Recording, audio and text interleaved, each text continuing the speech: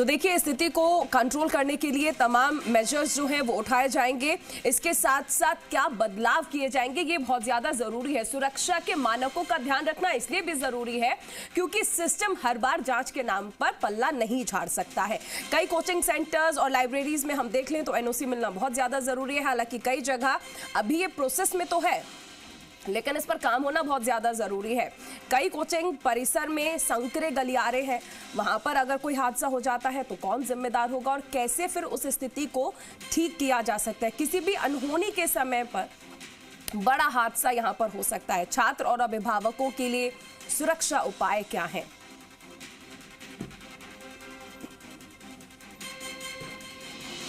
तो ग्राउंड पर क्या स्थिति है अब वो भी जानते हैं। हमारे साथ सहयोगी हमारे जुड़ चुके हैं। जोधपुर से कौशल हैं, अजमेर से राजेंद्र हैं, तमाम सहयोगी हैं। लोकेश, फिलहाल आपसे जानना चाहेंगे जोधपुर में क्या हालात हैं? देखिए, जिस तरह से आग की घटनाएं लगातार हो रही, पहले दिल्ली के अंदर रेस्टोरेंट में आग, उसके बाद लखनऊ के अंदर जहां कोचिंग इंस्टीट्यूट चल रहे थे, पेट शॉप चल रही थी, वहां पर आग लगी और उसके बाद लखनऊ में 15 लोगों की कल मौत हुई, एक दर्दनाक हादसा हुआ। और उससे पहले ही जैसे दिल्ली में जब हादसा हुआ उसके बाद से नगर निगम प्रशासन है वो अलर्ट मोड पर काम कर रहा है। जोधपुर के अंदर जो कॉमर्शियल बिल्डिंग्स है उनका लगातार निरीक्षण किया जा रहा है। साथ ही जो फायर एनओसी, फायरिंग सिस्टम और साथ जो उपकरण जहां नहीं है उनको नोटिस दिया जा रहा है। करीब अब तक 400 कॉमर्शियल बिल्डिंगों को नोटिस है वो नगर निगम की ओर से दिया जा चुका है। लगातार दौरा है वो चल रहा है। और साथ ही आज हम ग्राउंड पर आए हैं जहां कोचिंग इंस्टीट्यूट और साथ ही हॉस्टल में किस तरह की व्यवस्थाएं हैं। अभी मौजूद है हम एलन कोचिंग के हॉस्टल में, जहाँ की मैं तस्वीरें यहाँ दर्शकों को दिखाना चाहूँगा कि स्थिति क्या है। दरअसल ये 7वें फ्लोर पर बना हुआ है जो हॉस्टल है। उस हॉस्टल के बाहर और फाइबर से ऊपर बना हुआ ये है, लेकिन जो फायर फाइटिंग जो सिस्टम है वो बाहर की तरफ लगा हुआ है।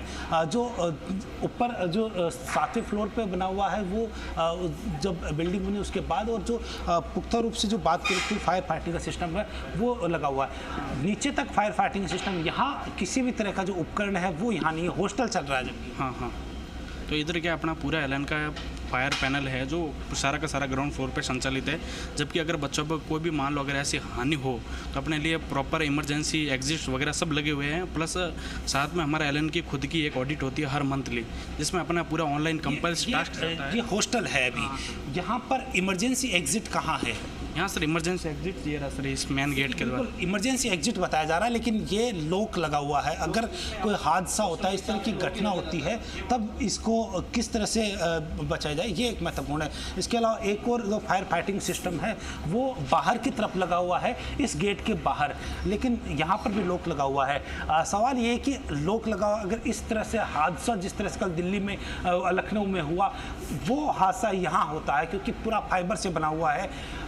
बचने के लिए किस तरह से अपने आप बचा सके बचे? हर बच्चों को मॉक ड्रिल की प्रैक्टिस करा चुकी है। जो भी प्रैक्टिस है हर बच्चों को एक्सपर्ट बना रखा है। यहाँ पे जो भी हॉस्टल है, जो हॉस्टल वार्डन है, उनको हर तरह से बता रहेगा भाई अपने फायर के समय क्या करना है क्या नहीं। लोग लगे हुए हैं एनी टाइम, अगर ऐसे समय में बच्चे चाबी ढूंढेंगे या फिर नहीं, हर समय यहाँ एक बंदा अवेलेबल रहता है। हर समय लोग रहना भी जरूरी है कि ऐसा बॉयज हॉस्टल है, हॉस्टल के हिसाब से लोग रहना भी जरूरी है, क्यों हाइट के हिसाब से लोग जरूरी रहना होता है, इसलिए हम ये लोग ही रखते हैं। दोनों सिस्टम लोग रहना ये कारण है कि ये गर्ल्स और बॉयज दोनों का लोग लगा हुआ है। जो फायर फाइटिंग का जो सिस्टम है वो बाहर की तरफ लगा हुआ है। मैं सेव के जरिए वो मैं तस्वीर है वो भी दिखाना चाहूँगा। हालांकि जो बात करें तो क्लासरूम की क्या स्थिति है, आगे अंदर जो हॉस्टल है उसकी क्या स्थिति है वो भी मैं दर्शकों को यहाँ दिखाना चाहूँगा।